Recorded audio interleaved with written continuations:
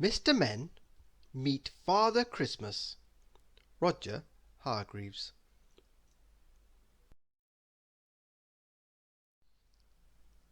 It was Christmas Eve, and little Miss Tiny was excited. And the more she thought about Christmas, the more excited she became. Very, very excited. "I wonder what Father Christmas is doing at this moment," she thought to herself.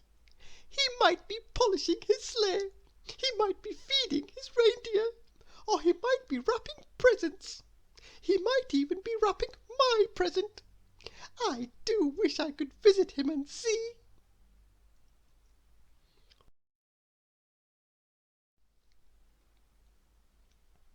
Just then she heard somebody outside her mouse hole. That's right, little Miss Tiny is so tiny she lives in a mouse hole, in the skirting board, in the dining room, in Home Farm. It was Mr. Daydream. "I was on my way to see Father Christmas," he said. "Would you like to come along on a Christmas holiday with me?" Little Miss Tiny could not believe her luck, if it really was luck.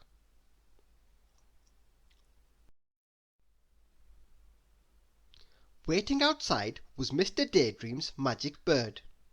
Mr. Daydream's enormous yellow magic bird. Enormous to you or I, but as big as the moon to little Miss Tiny. Mr. Daydream and little Miss Tiny climbed onto its back, and off they flew to the north. North, all the way to the North Pole.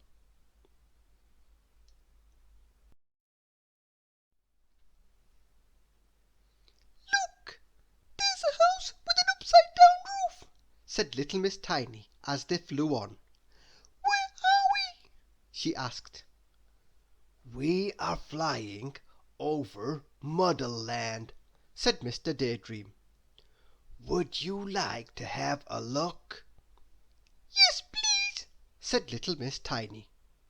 In Muddleland everything is in a muddle, and Christmas time is no exception.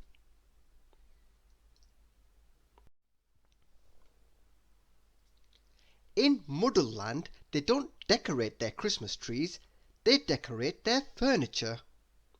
In Muddleland they don't have Christmas lunch, they have Christmas breakfast.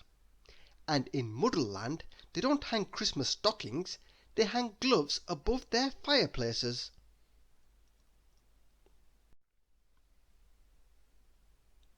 And then they were off again, and before long they found themselves flying over Cleverland.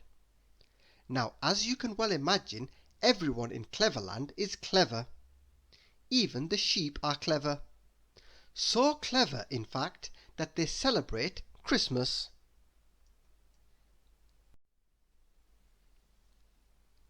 Little Miss Tiny and Mr. Daydream stopped off at many places on their way to the North Pole. In Loudland they heard the loudest carol singers in the world. They were much too loud for little Miss Tiny.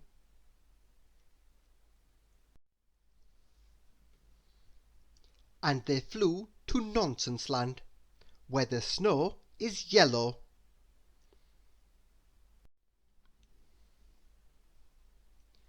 "Just one more stop before we get to the North Pole," announced Mr. Daydream, finally.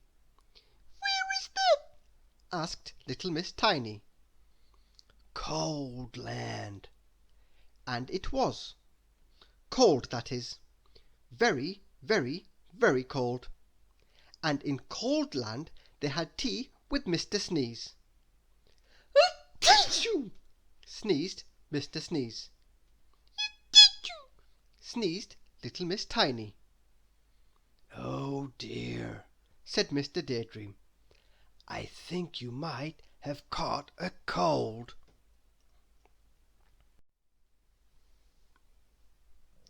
At last they reached the North Pole. Little Miss Tiny couldn't wait to meet Father Christmas. But where was he? They landed beside a large chimney stack standing all on its own. "How odd!" said little Miss Tiny. Suddenly there was a rumbling sound, and two big black boots appeared in the fireplace. "I think I need to lose a bit of weight," echoed a voice from the chimney. It was Father Christmas doing chimney practice with Mr. Christmas. And with a pop, Father Christmas squeezed out of the chimney, covered in soot.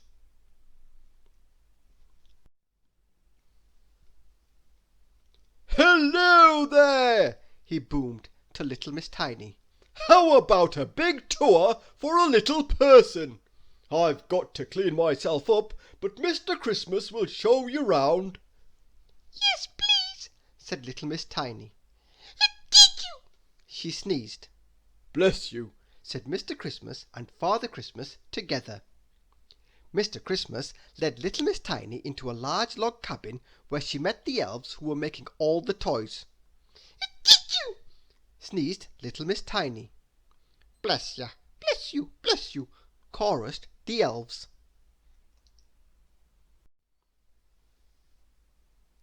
Then Mr. Christmas took little Miss Tiny to feed Father Christmas's reindeer. "Rudolph has a cold just like your one," said Mr. Christmas. "A tissue!" sneezed Rudolph. "Bless you," said little Miss Tiny.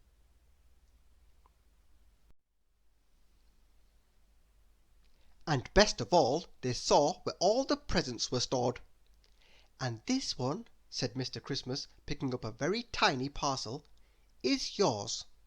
Little Miss Tiny's face lit up with excitement. "It may be small," said Mr. Christmas, "but Father Christmas won't forget to deliver it tonight." And just then Father Christmas popped his head around the corner.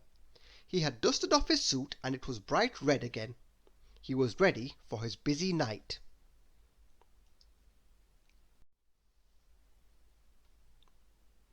Little Miss Tiny let out a small yawn. It was getting very late for a little person. So little Miss Tiny and Mr. Daydream said good-bye to Father Christmas, Mr. Christmas, the reindeer and the elves, and climbed back on the enormous yellow bird. Little Miss Tiny could hardly keep her eyes open as they flew all the way home.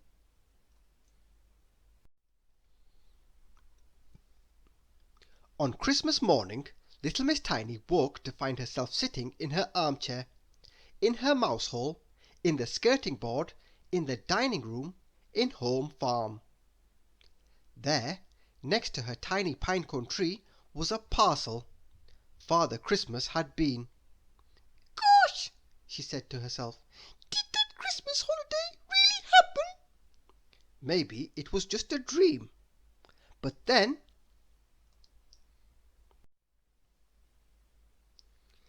"Achoo!" she sneezed. Thank you for listening.